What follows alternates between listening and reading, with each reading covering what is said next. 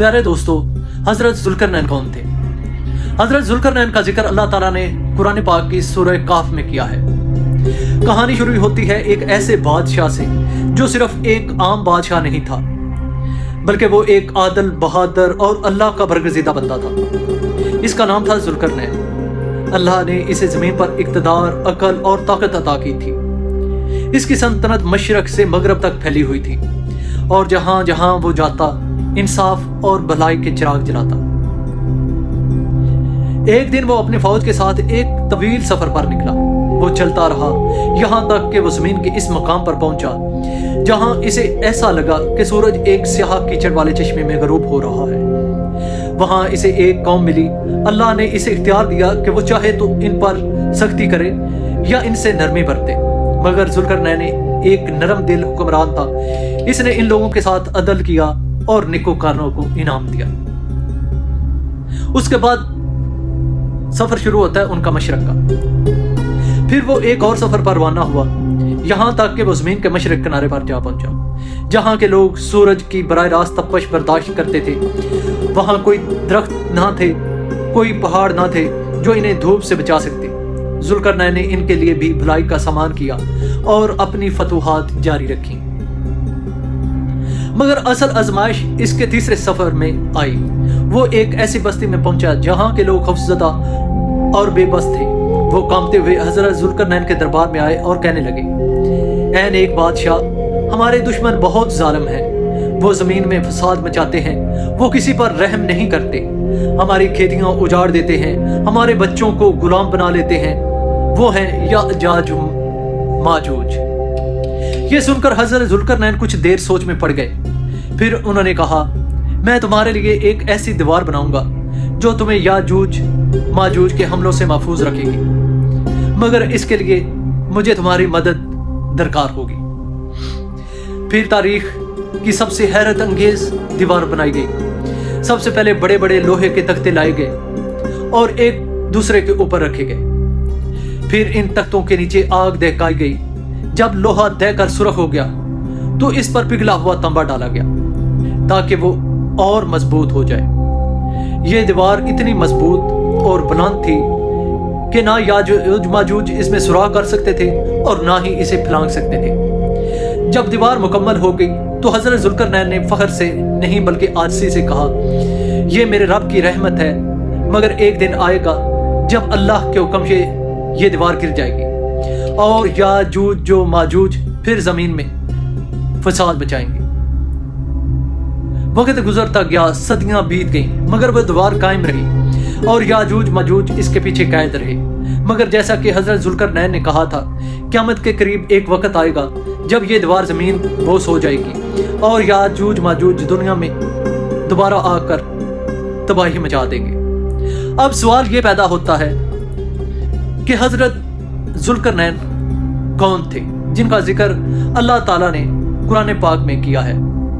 उनके बारे में मुख्तलिफ आरा पाई जाती हैं। कुछ लोगों का कहना है कि वो सिकंदर आजम थे।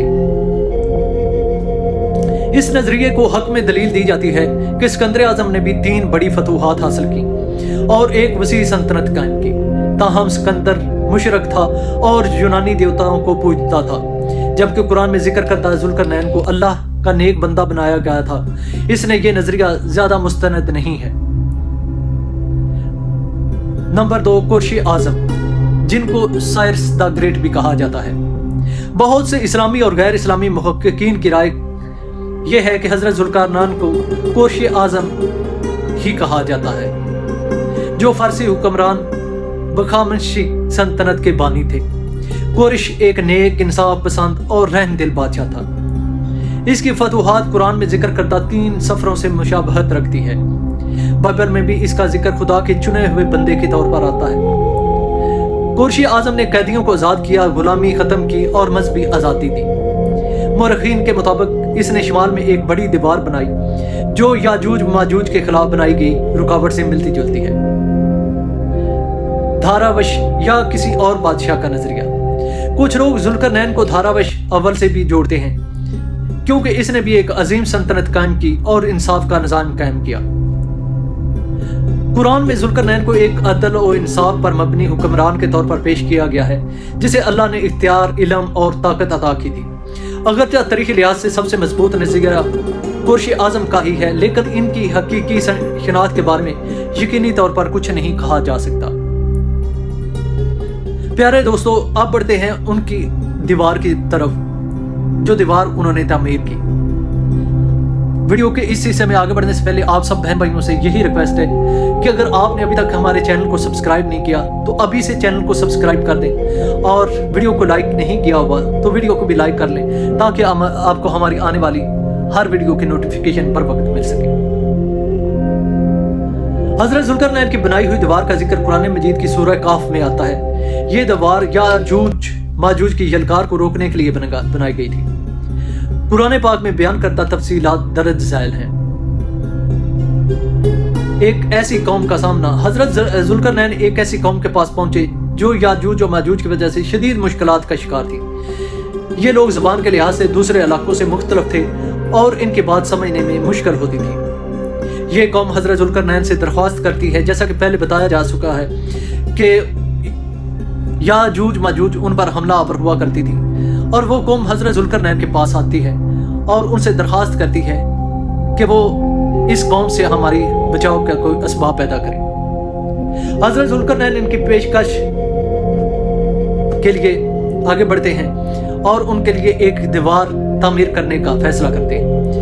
اب وہ قوم حضرت ذوالقرنین کو یہ بھی کہتی ہے کہ ہم اس کے لیے آپ کو ٹیکس دینے کے لیے بھی تیار ہیں، لیکن حضرت ذوالقرنین نے ان کو اس چیز سے منع کر دیا اور ان کو فرمایا جو طاقت مجھے اللہ نے دی ہے وہ تمہارے دیے ہوئے مال سے بہت زیادہ بہتر ہے۔ اس کے بعد وہ دیوار بنانے کے لیے درج ذیل چیزیں منگوا لیتے ہیں۔ لوہے کے بڑے بڑے تختے جن کو ایک دوسرے کے اوپر رکھ کر دیوار بنائی گئی، اور اس کے بعد دیوار کو کھڑا کر کے پگھلا ہوا تانبا اس پر ڈالا گیا تاکہ دیوار جو ہے وہ مزید مضبوط بنائی جا سکے۔ اب سوال یہ پیدا ہوتا ہے، آپ کے ذہن میں بھی یہ سوال اٹھے گا کہ یہ دیوار اب کہاں ہے؟ کیا اس دیوار کو کسی نے دیکھا ہے یا یہ دیوار ابھی بھی موجود ہے، اور یہ دیوار کہاں پر بنائی گئی تھی؟ تو اس کے لیے بھی پیارے دوستوں مختلف نظریات ہیں، آئیں ان پر بات کرتے ہیں۔ سب سے پہلا نظریہ اور وہ جگہ جس پر کہا جا سکتا ہے کہ یہ دیوار ذوالقرنین ہو سکتی ہے، اس جگہ کہتے ہیں دربند کی دیوار۔ یہ فقفاز کے علاقے میں واقع ہے اور یہ علاقہ روس میں واقع ہے۔ دربند کی دیوار ایران کے ساسانی بادشاہوں نے بنائی تھی اور یہ ایک طویل دیوار ہے جو بحر کیسپیئن تک جاتی ہے۔ کہا جاتا ہے کہ یہ وہی مقام تھا جہاں حضرت ذوالقرنین نے یاجوج ماجوج کے حملوں سے بچنے کے لیے دیوار بنائی تھی۔ بعض مورخین کا کہنا ہے کہ یہ دیوار کوئی قاف میں بنائی گئی تھی۔ یہ وہ جگہ ہے جہاں گیٹس آف الیگزینڈر بھی موجود ہیں، جو ایک قدیم دفاعی نظام ہے، اور اس دیوار کو بھی حضرت ذوالقرنین کی دیوار کہا جاتا ہے۔ جن لوگوں کا ماننا ہے کہ حضرت ذوالقرنین ہی اسکندر اعظم تھے تو وہ سمجھتے ہیں کہ یہ دیوار جو ہے گیٹس آف الیگزینڈر وہی اصل میں دیوار ذوالقرنین ہے۔ چین کی عظیم دیوار چین، جسے گریٹ وال آف چائنا بھی کہا جاتا ہے، کچھ لوگ اسے بھی ذوالقرنین کی دیوار سے جوڑتے ہیں کیونکہ یہ بھی یاجوج و ماجوج کے مانند خانہ بدوش حملہ آوروں کی روکنے کے لیے بنائی گئی تھی، لیکن اس کا قرآن میں ذکر کردہ تفصیلات سے مکمل طور پر میل نہیں رکھتا۔ چوتھی جو دیوار ہے اس کا ذکر بھی کیا گیا ہے، اور وہ دیوار ہے پاکستان کے گلگت بلتستان اور خنجراب کے علاقے میں۔ اگر یہی دیوار ذوالقرنین ہے تو اس دیوار کو بندہ ناچیز دیکھ چکا ہے۔ پاکستان کے شمال علاقوں میں بھی کچھ ایسی قدیم دیواروں کے آثار پائے جاتے ہیں جنہیں بعض محققین حضرت ذوالقرنین کی دیوار سے منسوب کرتے ہیں۔ اگر آپ خنجراب پاس تک جاتے ہیں اور بائی روڈ آپ سفر کرتے ہیں تو آپ کو سوست سے پیچھے کچھ بہت بڑی بڑی دیواریں دکھائی دیں گی۔ میں جب وہاں سے گزر رہا تھا تو میں نے وہاں دیکھا کہ بہت بڑی بڑی دیواریں ہیں، لیکن مجھے اس وقت اس چیز کا اندازہ نہیں تھا کہ شاید یہی دیواریں ذوالقرنین ہو سکتی ہیں جن کا ذکر اللہ تعالیٰ نے قرآن پاک میں کیا ہے۔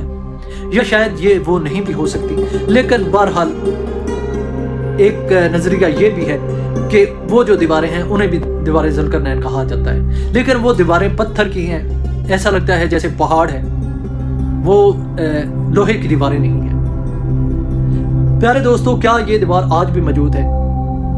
قرآن کے مطابق حضرت ذوالقرنین نے خود فرمایا تھا کہ یہ دیوار قیامت کے قریب تباہ ہو جائے گی۔ ممکن ہے کہ وقت کے ساتھ ساتھ یہ دیوار زمینی تبدیلیوں اور موسمی اثرات کے باعث ختم ہو چکی ہو یا زمین میں دب چکی ہو۔ کچھ ماہرین آثار قدیمہ اس کی باقیات تلاش کرنے کی کوشش کر رہے ہیں، مگر اب تک کوئی مستند ثبوت نہیں ملا کہ حضرت ذوالقرنین کی اصل دیوار کون ہے۔ پیارے دوستو، یہ تھی ایک مختصر تاریخ حضرت ذوالقرنین اور ان کی بنائی ہوئی دیوار کے بارے میں۔ اگر یہ ویڈیو آپ کو پسند آتی ہے اور آپ کو معلوماتی لگتی ہے تو اس ویڈیو کو دوسرے کے ساتھ شیئر کریں اور ہمارے چینل کو سبسکرائب کر لیں۔ ملیں گے نیکسٹ ویڈیو میں۔ اللہ حافظ۔